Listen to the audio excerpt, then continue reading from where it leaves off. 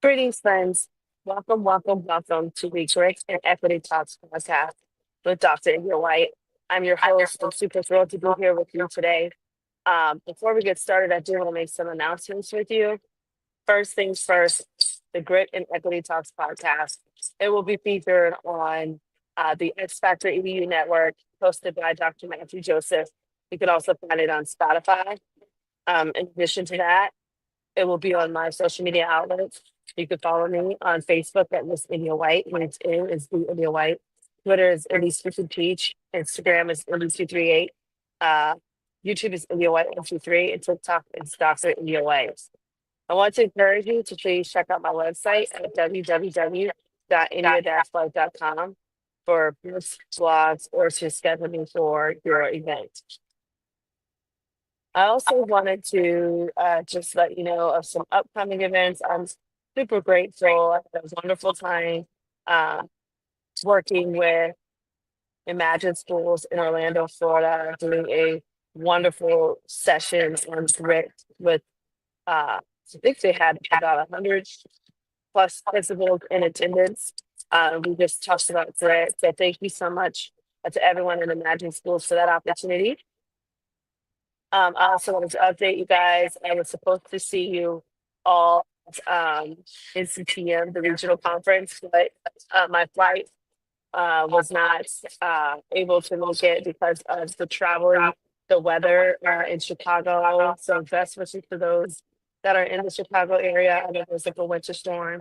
And then in Missouri, the connector flight was acting wonky because of everything. So I won't be at NCTM with you guys at the regional conference, but I definitely hope to be in attendance at the next conferences for NCTM.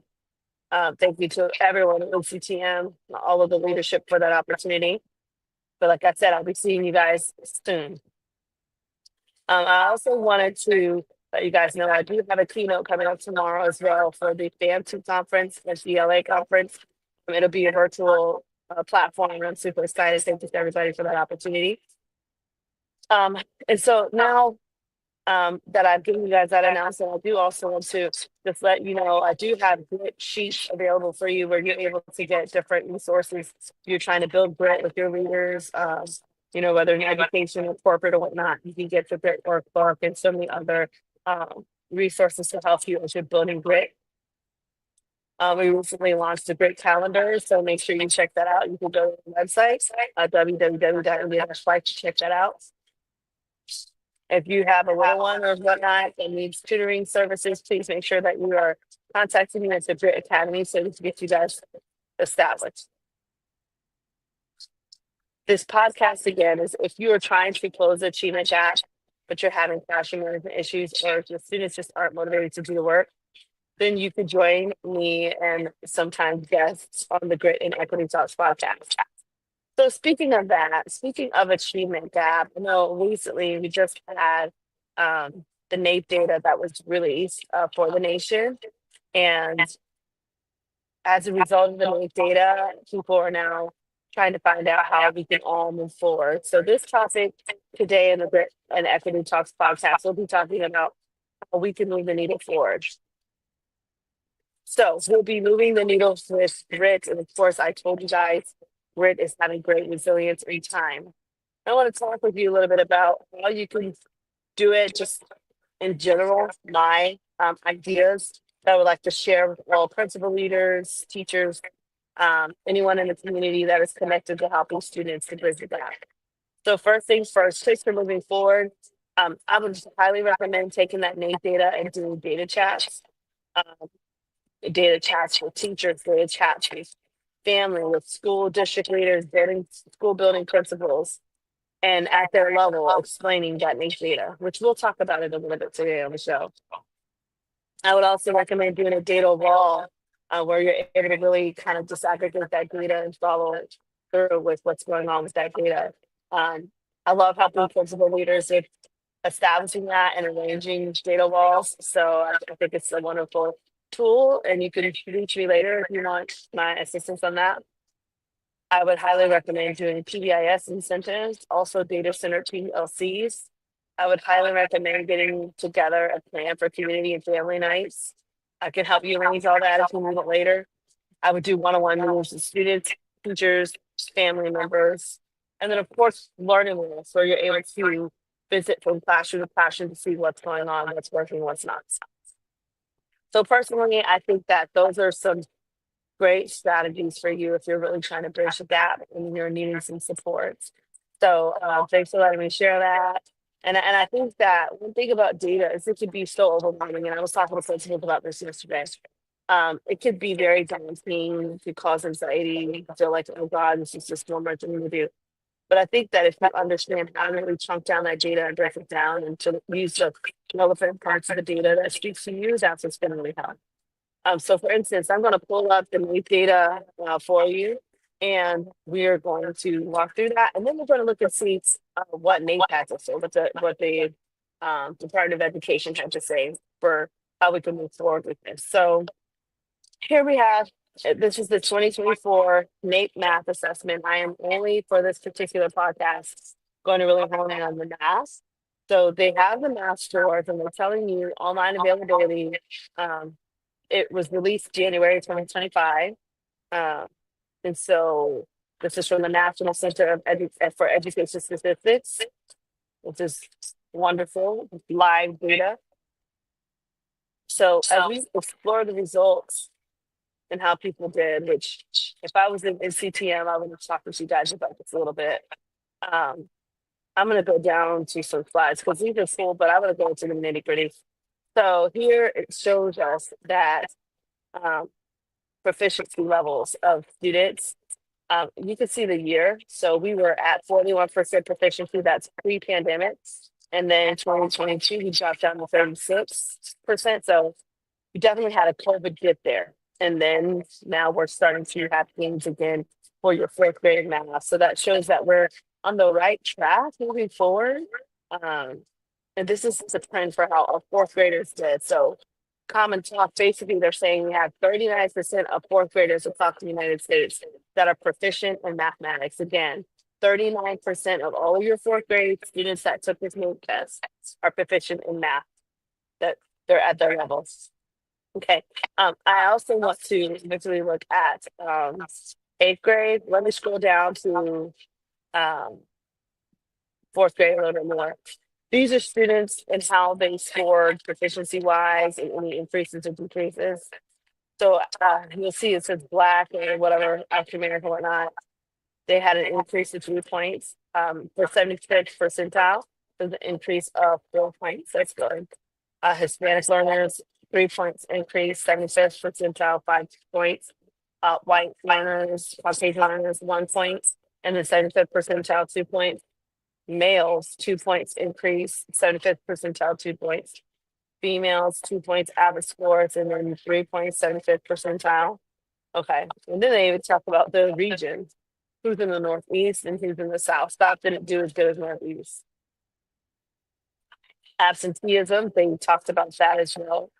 They said that 30% of fourth graders were either missing 3 or more days of school in the month before taking that assessment. So that definitely could have been a factor as to why I didn't score higher. And then it says that was actually decreased from the 35% in 2022, interesting, and an increase to 24% from the data that we took in 2019. Anyways, I don't want to bore you guys with this. So this is pretty interesting. How many kids were assessed? Now, they assessed 117,900 fourth graders. They assessed 115,200 eighth graders. We'll see this to them in a minute. Number of schools assessed across the nation. They assessed 6,100 students with tests of 60 minutes. They took it on Chromebooks or Chrome tablets. All right. So now that you have that, now I want us to trickle back and talk about eighth grade. Okay. But before we do, let's just wrap up fourth grade. So it says the average score at fourth grade was 2 points higher compared to 2022 and 3 points lower than the pre-pandemic score of 2019. So basically what we're saying is we're not quite back to where we were before the pandemic, but we have been making gains. So with that said, now let's go and jump into eighth grade and see what's going on there. So eighth grade learners, eighth grade, and the NAEP data is loading for us. So even though it's voting, I can't read. It's a little bit like spewed out. But here we go. Okay. So it says that in 2019, our eighth graders were scoring at 34% proficiency levels. So then they dropped to 26%, and then they rose back up to 28%. So basically, again, they're not where they were before the pandemic. 2019, it was 34%. We're only at 28%. But I want you to think of the bigger picture. If you're telling me only 28% of students in eighth grade are proficient in math, what is going on? That's barely over a quarter of eighth grade students being proficient. That's a concern. And the reason why this is so concerning to me is because we spend so much money on, like, we spend so much money on resources, federal programs, curriculum, and yet we only have 28% of eighth graders that know how to do math at their level. And, you know, with both grade levels, we don't even have half the students across the nation that are proficient in fourth grade and eighth grade. You have an issue. If you want me to come to your school and talk more about that and how we can move forward with moving the needle forward, I'd be honored to. I just wanted to show you guys a little bit of that because that's where our heart is right now. And I know parents are even concerned.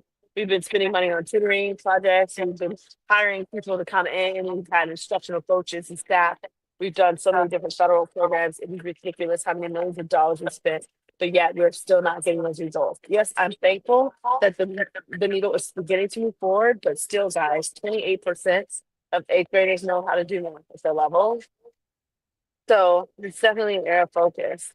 So now I want to go back to what they were saying to us. So let's keep going. Now, for the eighth grade scores, we had student groups 2024 score compared to 2022. I think it's very interesting. Hispanic families is the only one that I see demographic wise. I wonder why I don't see the other demographics. Here it says Hispanic learners went down 3 points. And then the 25th percentile went down 5 points. Now that's the lower quartile of students, right? That's not good. Parents, and then they have all these factors: parents that didn't finish high school, students that were economically disadvantaged, students with disabilities, students who were identified as English language learners. There's a lot there.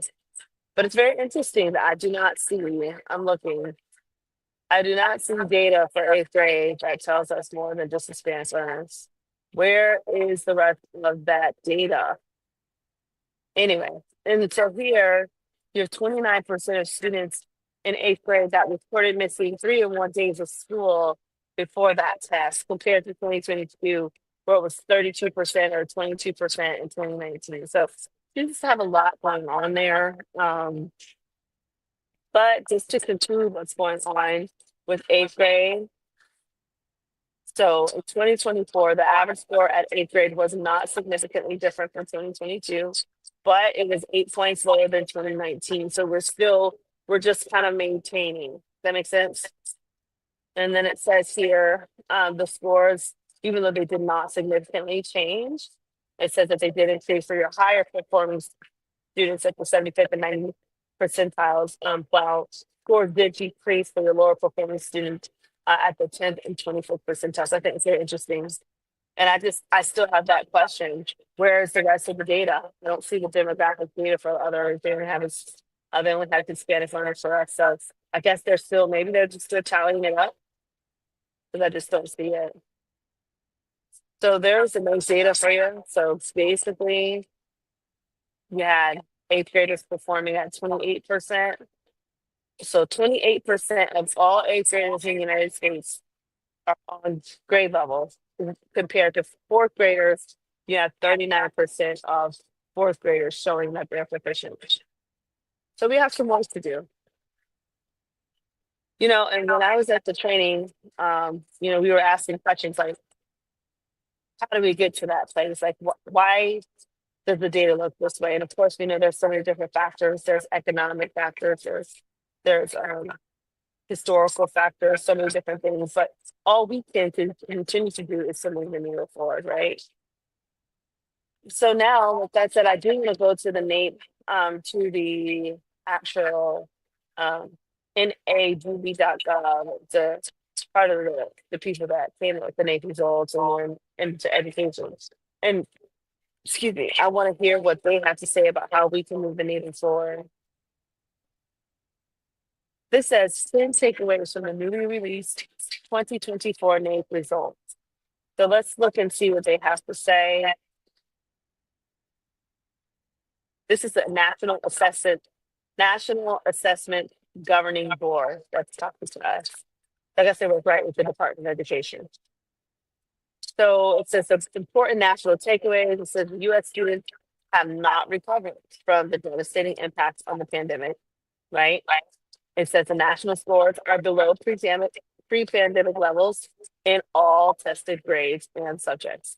Drive most of the progress in 2024. Gaps, unfortunately, are growing between higher performing and lower performing students, a trend that we've seen for more than a decade. And then they have a link here. We can look at that. You guys can check that out later. They talk about reading. Reading is both down nationally for fourth and eighth grade learners. Only a third, 33% of eighth graders aren't even reading at level. Oh my goodness. Wow. So then it says, let's keep going. Let's look at the math. This is a lot. Fourth grade, the scores, right? I showed you guys that that's nationally by 2 points. In eighth grade, the scores are flat nationally. So unfortunately, that overall flatness, it masks the higher performing students in 2024. Okay. So then they're talking now about, okay, which states did have an increase in 14 tutor districts. I guess it's like a specific type of district. But here, look, states that did have increase in fourth grade math scores are 50 make the United States. Which states were there?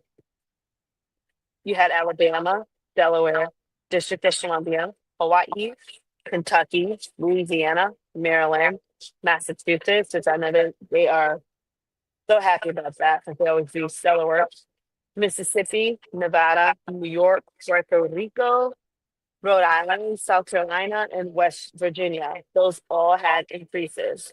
Now let's look at the specific to the districts. Shout out to all these that I'm saying, by the way. Atlanta, wonderful, public schools. Baltimore City Public Schools. Boston Public Schools, right.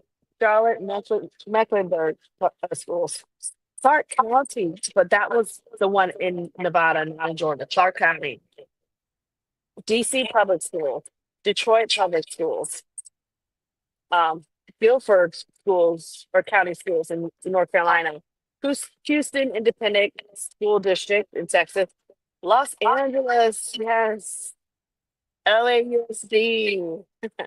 Miami. All right, Miami-Dade. Go Florida. Put us on the map.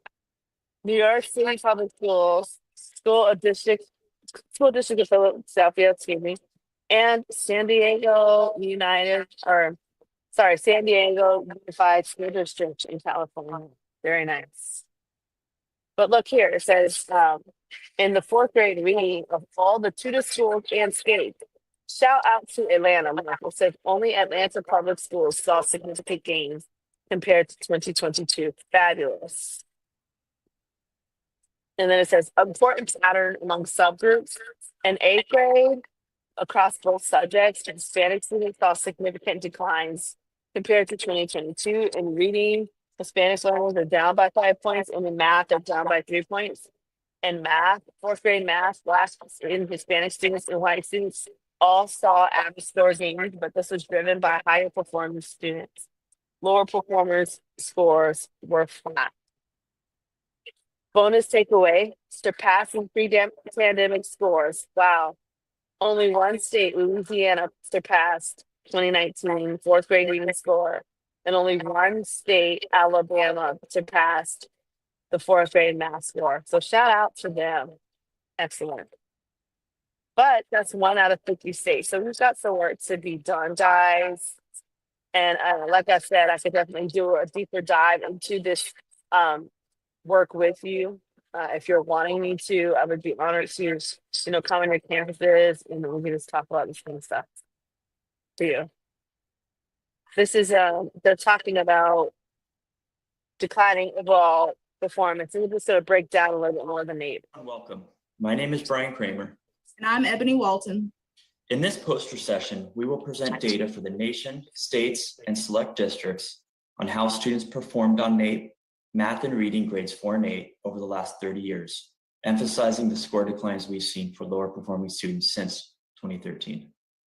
Before we look at some of the data, I would like to introduce the Nation's Report Card, or NAEP, to those of you who may not know about the program. NAEP has been in operation for over 50 years. It is federally mandated to assess students' knowledge and skills in multiple subjects, and we measure students' knowledge across the country at elementary, middle, and high school levels. In recent years, we have been mandated to assess 4th and 8th graders in mathematics and reading every 2 years, and we also assess 12th graders in mathematics and reading every 4. With additional funding and with other objectives as set by the National Assessment Governing Board, we do measure students' knowledge and skills in other subject areas. And NAEP is also a holistic measure that assesses students' knowledge and skills in more than just math and reading.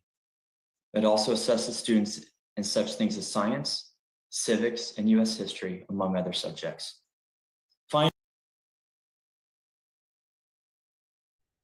So this is just letting us know where NAEP comes from and how all this makes sense. I want to jump a little bit, and see what they have to say about those scores. Since that time, scores dipped a bit and then increased 1 point from 2017 to 2019, though the 2019 score is still lower than the 2013 score. Now, let's look at math grade 8. Similar to grade 4, the 2019 Math 8 score was higher than the scores in the 1990s and early 2000s. However, the 2019 score was lower than the scores in 2011 and 2013, where we see that peak. Since that time, scores have been lower. Moving to reading, here is our trend line of average scores that date back to 1992. As in the previous charts, anytime you see an I said I don't want to talk about reading on this particular podcast. I just wanted to kind of go into this a little bit with you guys to see where we stand nationwide. So 39% of your students in 4th grade are awesome in math, and 28% awesome in math for 8th grade. We've got work to be done, and I hope that all of you guys can continue to do your part to move the needle. I also want to throw in here a last minute message to parents. We all need to get on board. All of you, however you have, inherited children, please take an opportunity to find out where your child is regarding their district scores and if they're being proficient at the local level on, teacher made tests, district tests, state tests, so that you can do your part of helping that students to be motivated and to have the grit that they need to be successful in the math class. So, and some of you might be saying, well, how do you do that as a parent, right?